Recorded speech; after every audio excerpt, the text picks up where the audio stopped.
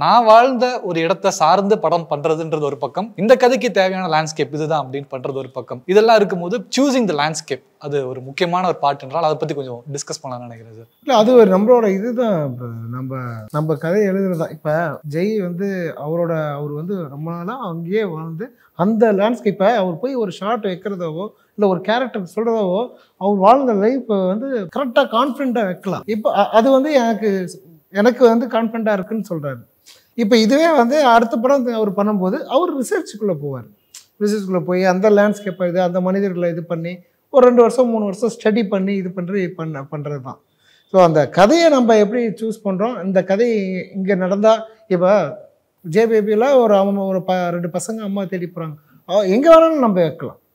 So அங்கே தேடி போகிறாங்கங்கும்போது அப்போ அந்த லேண்ட்ஸ்கேப் என்ன ஏது அப்படிங்கிறது நம்ம பண்ண வேண்டியது. இப்போ என்ன அவர் போயிருக்கவே மாட்டார், இந்த கதைக்காக போனது தான்.